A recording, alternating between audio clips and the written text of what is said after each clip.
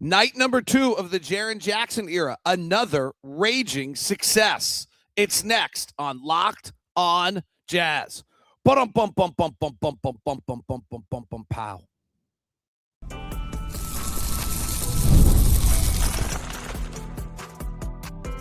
You are Locked on Jazz, your daily podcast on the Utah Jazz. Part of the Locked on Podcast Network. Your team every day. How are you? I am David Locke, radio voice of the Utah Jazz, Jazz NBA insider. This is Locked on Jazz. It's your daily podcast on Utah Jazz, giving you insight, expertise, geeky numbers, and hopefully making it way better to be a Jazz fan each and every day. Thank you so much for making Locked on Jazz your first listen. Thank you for making Locked on the #1 sports podcast network. And thank you to all the everydayers that tune in. We are free and available on all podcasting apps, as well as YouTube. Wow! All right, this could not have started much better. 2 nights into the Jaren Jackson era, and if you're not believing, you're not paying attention.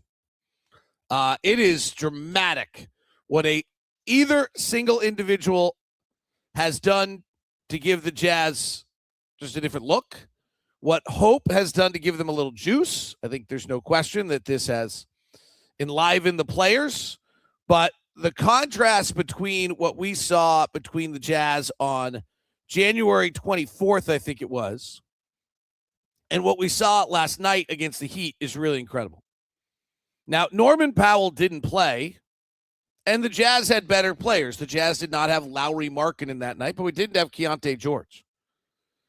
The Jazz against, just defensively, against Miami, using the NBA.com numbers, in the first matchup against Miami, the Jazz allowed the Heat in the first quarter to take 11 shots at the rim. Now, this was somewhat because they were getting so many offensive rebounds. Last night, in the first quarter, the Heat got 2 shots at the rim, and they got 5 shots in the paint the entire time in the first quarter. In contrast to 11 shots at the rim the last time these two teams met. In the second quarter, according to NBA.com, the Heat got a shot at the rim. So by halftime last night, the Miami Heat had taken 3 shots at the rim. When we played them last time, they had taken 15. Now, we added 2 7-footers, but let's make sure we're clear. This is a dramatic contrast. The Jazz, the last time they played Miami, allowed 15 shots at the rim. In the first half last night, they allowed 8 shots in the paint, period. And in the third quarter, Miami actually got in the paint, took 9 shots, took 4 shots at the rim, went 2 for 4. Last time, they had taken 7 shots at the rim. Okay, the other thing is they didn't shoot it that great. I mean, they didn't shoot it that bad either, but they were a grand total of 4 of 7 at the rim through 3 quarters last night. And then the Jazz played different guys. Miami went 7 of 9 at the rim, but the Jazz still won it, and we'll talk about the importance of that. But pretty crazy. So Miami had 26 offensive rebounds the last time the two teams played. The Jazz had 27 defensive rebounds. So literally last time these two teams played, every time a shot went up was a 50-50 proposition of who got the rebound.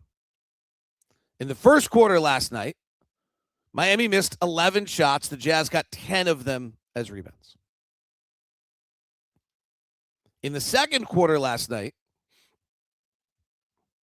Miami missed 14 shots, and the Jazz got 12 of them as rebounds. And in the third quarter last night, Miami missed 14 shots, and the Jazz got 10 of them as rebounds. Orlando got 1 offensive rebound in 3 quarters. Miami's not a great offensive rebounding team. They're middle of the pack.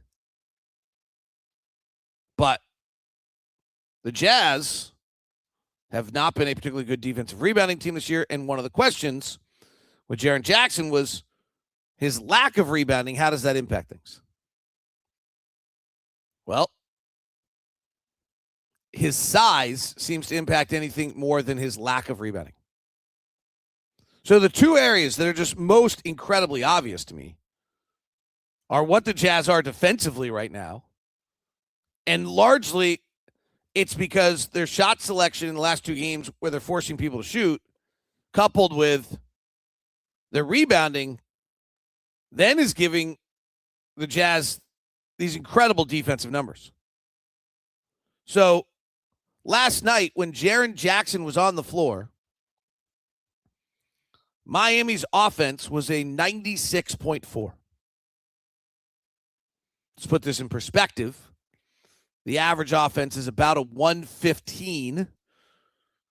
Miami, depending on which data you use, NBA.com, I think that's what they use. Miami is, I'm going to check it just to make sure. Miami, again, without Norman, but just giving them fair shakes.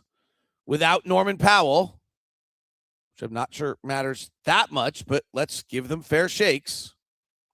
And without Tyler Hero, Miami's average offense is a 113.6 regularly. With Jaren Jackson on the floor last night, they were a 96.4. What's interesting is even when the defense was at its worst, which is when Lauri and Collier were on the floor, it was still a 112.7. Just the overall juice and improvement, even when Jaren Jackson's not on the floor. Jazz offense was not superb last night, but let's walk by the quarters. First quarter last night, Jazz offense is a 96, which was pretty ugly.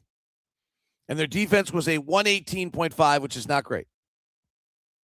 In the second quarter, they go on a 14-2 run to close the quarter. Their defensive rating for the second quarter was a 69. So at halftime, their defensive rating was a 92.9, which means that then for the first 5 quarters of basketball, the Jazz have played with Jaren Jackson. Their defense has allowed less than a point of possession. And in the third quarter, they allowed a 125. So that put it over. But for the first 5 quarters the Jazz played with Jaren Jackson Jr., they held their opponents to below a point of possession. It's interesting. They played Orlando, who's kind of the perfect first opponent. They have a big guy who can score in Paolo Banchero, and Jaren Jackson's huge and can match up against him. By the way, in person, that's the biggest thing I would tell you. Jaren Jackson Jr. is huge. Like tree trunk legs, big, strong, not Nurkic shoes, but much bigger than Lauri.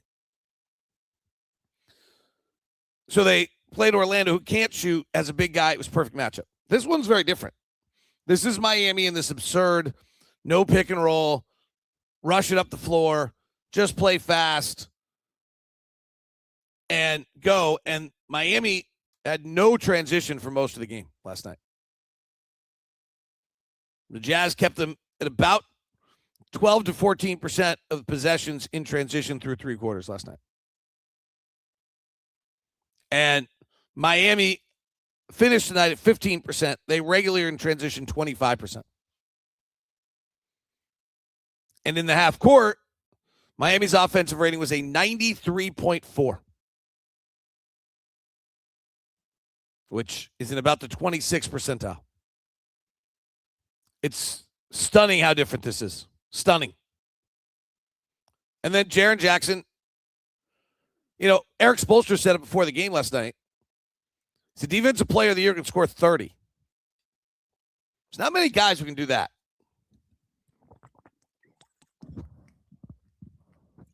It's a really rare combination. When you just think about that for a second. Marcus Smart, Rudy Gobert. Victor's going to be able to do that. How many defensive players of the year can also score 30? So the Jazz, 2 nights, defense, rebounding, everything else looks wildly different. It's pretty awesome. Tickets are available for next year, by the way, utahjazz.com. Like, get on board. This is fun. And he's really good.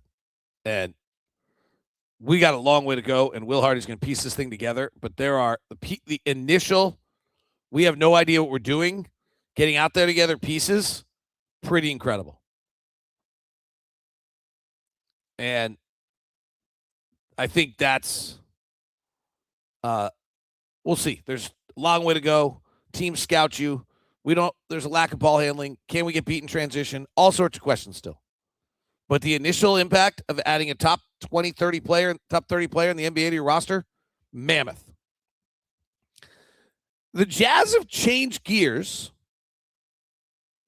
and it's wildly important. Excuse me. The Jazz have changed gears, and that makes the next 2 months wildly important for the futures of Bryce Sensabaugh, Kyle Filipowski, Cody Williams, Isaiah Collier, next on Locked on Jazz.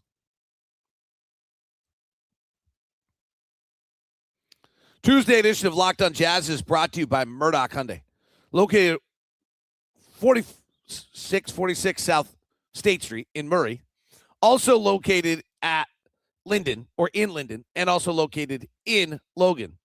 Murdoch Hyundai brings you the Murdoch's consistency of no regrets of 90 years of being in Utah and being your neighbor, and the Hyundai car, which is just amazing. I'm driving the Palisade Calligraphy right now.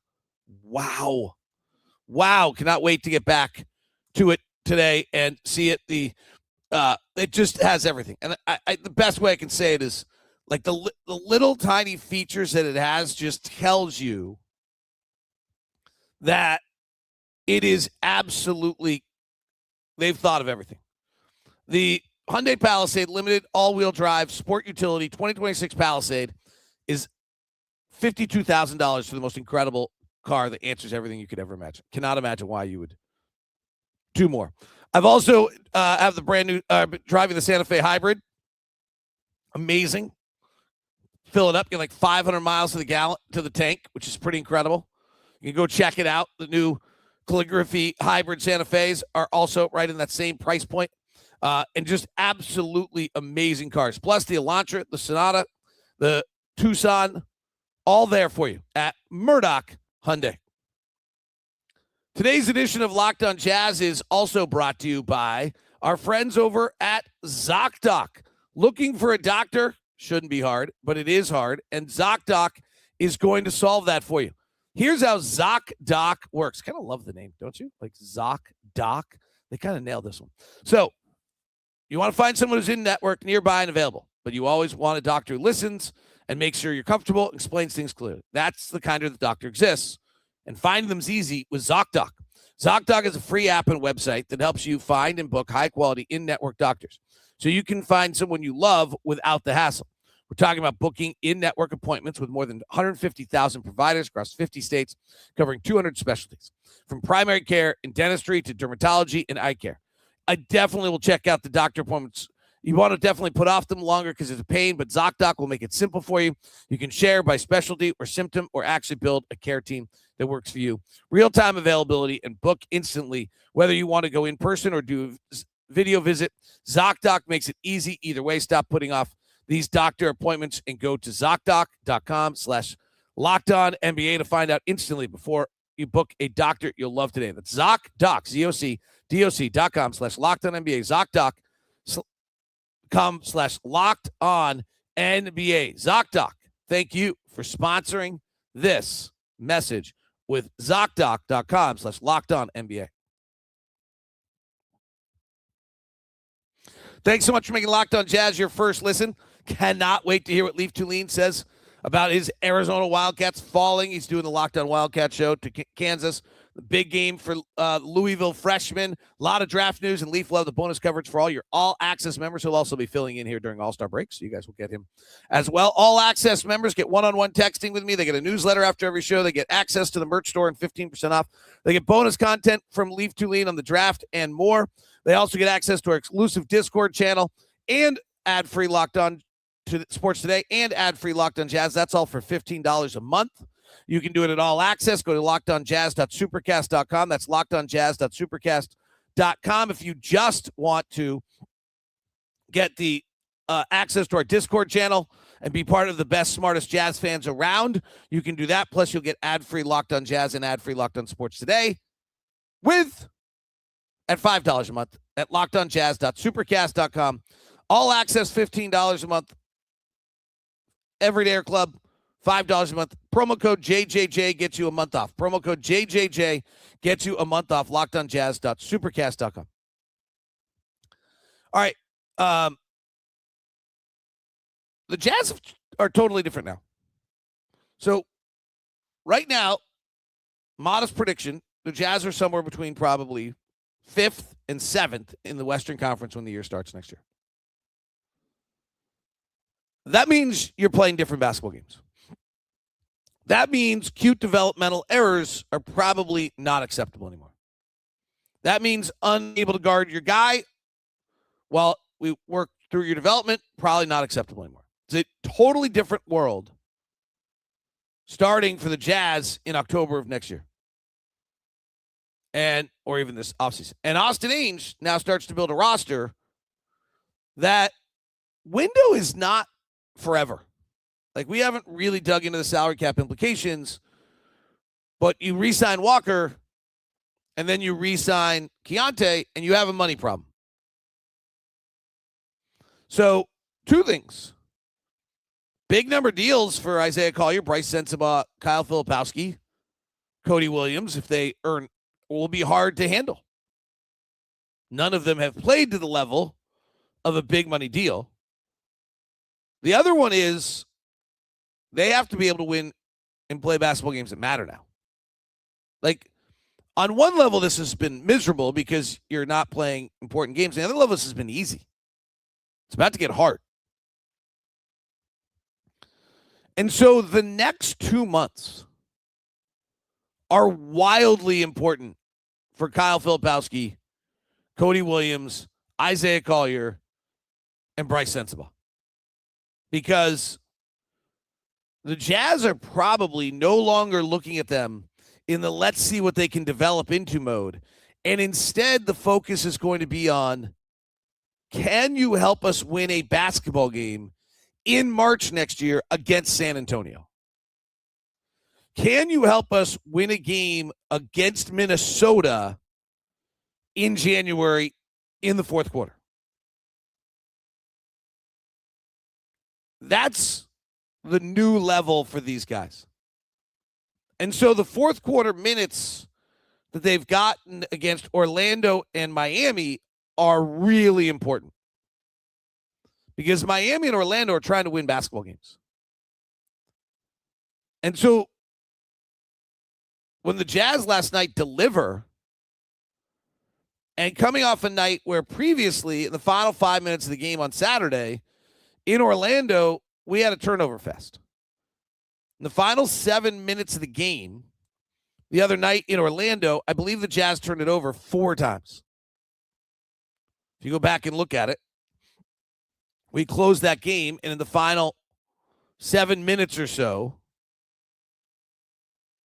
the Jazz get outscored and lose to the Orlando Magic 19-13, and the Jazz end up bringing the ball across the front court 15 times and turning it over, maybe 16, turning over on 4 of them. So 25% of the possessions in the final 7 minutes for Ace Bailey, Cody Williams, Isaiah Collier, John Conchar, Bryce Sensabaugh, and Kyle Filipowski, who played those final minutes, was turnover laden. 4 turnovers. They committed 7 fouls. And Orlando was not great, but they went to the free throw line 12 times. Just kind of at will. Bain, 6 free throws. Carter, Suggs, everybody but Banchero was good. And the Jazz lose that game. Last night, similar circumstance. We go to the final 7 minutes. Going into the battle with a Miami team that's desperate for a win. They've sitting at 8th in the Eastern Conference. They'd like to get out of that play-in. And the Jazz instead execute. They go 7 of 11 from the field. They come across half court 13 times. They commit 1 turnover. They score on 9 of their 13 possessions. And they grew up before our eyes. And Miami is supposed to be a good defensive team. Miami's 4th best defensive team in the NBA. In the meantime, Miami, Andrew Wiggins went 3 of 5, Bam Adebayo went 3 of 4, and nobody else made a shot.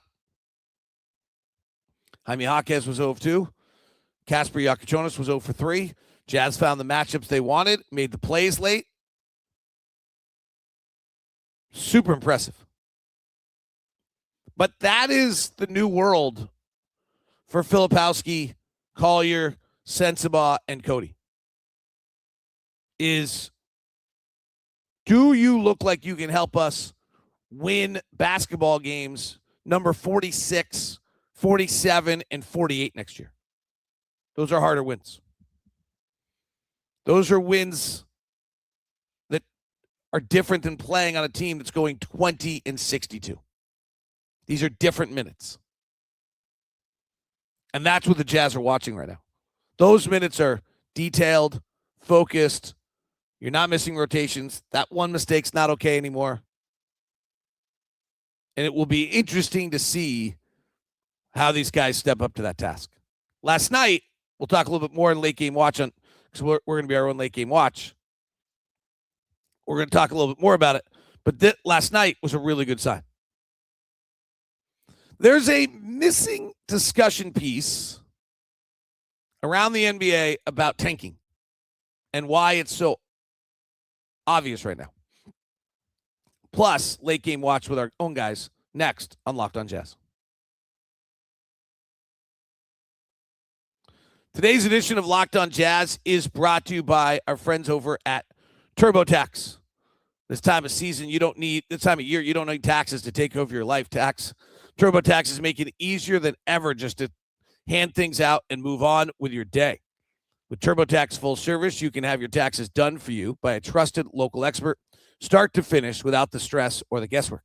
Instead of spending hours trying to figure out forms, you can meet with a local TurboTax expert in person or connect online. They can handle everything from W-2s to self-employment forms and work to get you every deduction. You can upload your documents, go about your day, and get updates right in the TurboTax app. It's a huge time saver and gives you real peace of mind knowing an expert is handling it. For a limited time, you can have your taxes done by a local TurboTax expert for just $150, all in, if a TurboTax expert didn't fill out your taxes last year. So file by February 28th. Take taxes off your plate and get back to your life. Visit TurboTax.com/local to book your appointment today. Today's show is also brought to you by Wayfair. Wayfair coming back to make your life better. They helped you out during the holidays. They made everything look a little bit better around your place, and now Wayfair is here for you again. Wayfair, giving you your home the refresh that it needs. It's the perfect time to reset your routine, refresh your space. Spending more time at home, you might as well love how it looks and feels, and that's why you turn to Wayfair. Wayfair has everything you need for a full home refresh, all in one place. Whether you're updating your living room, organizing your space, upgrading your work from home setup, Wayfair's huge selection makes it easy to find exactly what works for your style and budget. You can pick up new bedding, accent pillows, whatever it is to make your bedroom feel cleaner and calmer. You can find pieces that match your style without spending a fortune. Shopping is easy. Delivery is smooth. Get organized, refreshed, and back on track this new year for way less. Head to Wayfair.com right now to shop all things home. That's Wayfair.com/Wayfair.com. Wayfair. Every style, every home. Wayfair.com.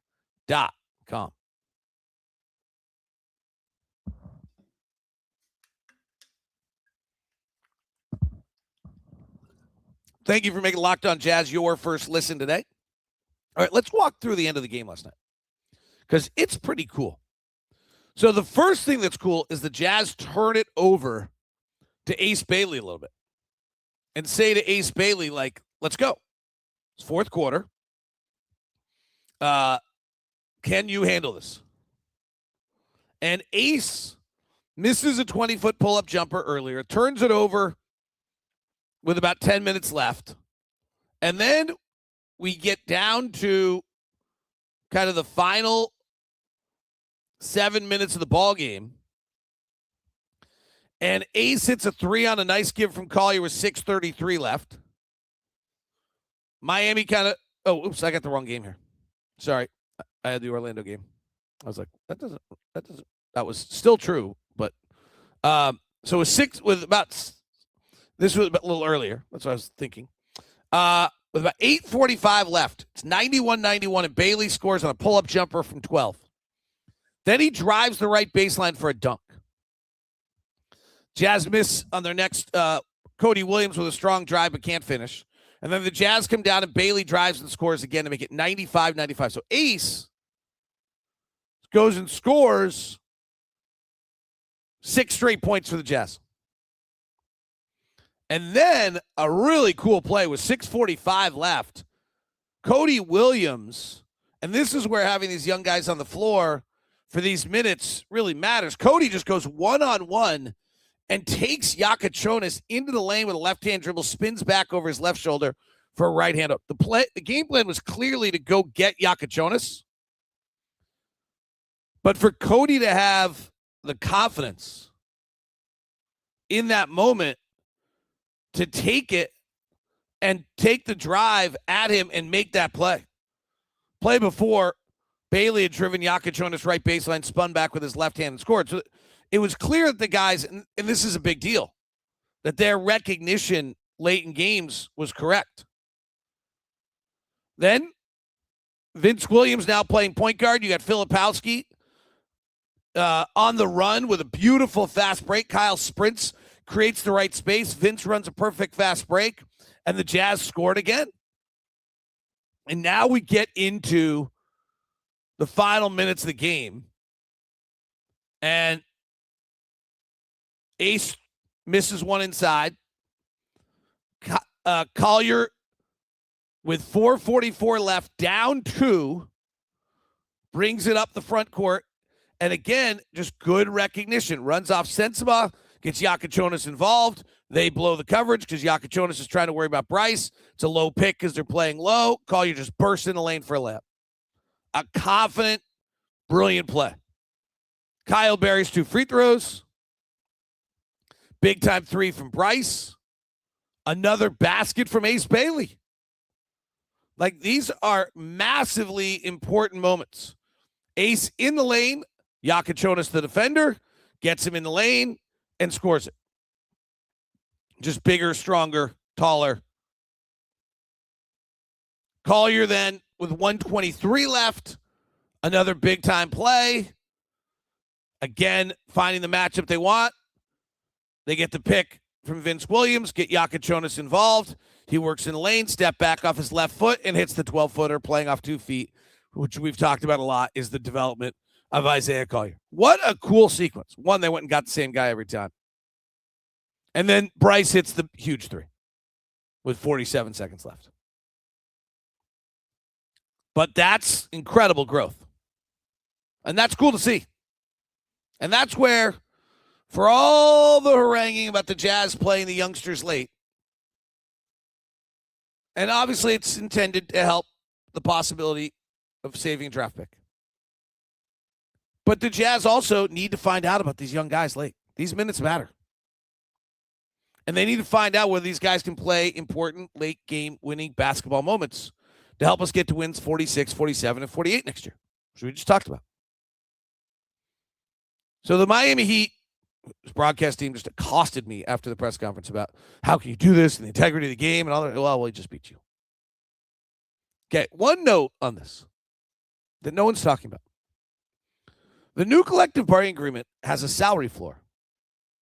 And the salary floor is 90%. And what that means is that you now, 90% of the salary cap has to be used by a team. In the old days, if you were under the cap salary floor, then the extra money went to your own roster. Oklahoma City did it one year. They didn't care. They just paid their own players. Now it goes into the pot. So you have to spend money. And that means the rosters on every team are pretty good at this point, which means that if you're in a position where you have a protected draft pick and you want to get draft position, the actions that have to be taken are more extreme now than they've ever been. Because in the old days, you just didn't fill out your roster with players for the start of the year. And if you're at 75, your salary cap was floor was 75%. But now you have to be at 90%, which is also when Draymond Green says no one's getting paid, he's lying. Or he doesn't understand. So that's changed the dynamic here and made for efforts to play the draft position more extreme and more obvious. That is today's edition of Locked on Jazz. Thank you very much. We get to go home now. Jumping on a plane here in a minute. It is Locked on Jazz. Thanks so much for tuning in. If you'd like to join the Everydayer Club, it's lockedonjazz.supercast.com. That's lockedonjazz.supercast.com. We'd love to have you be part of our Discord channel, the best, smartest conversation going on about the Utah Jazz.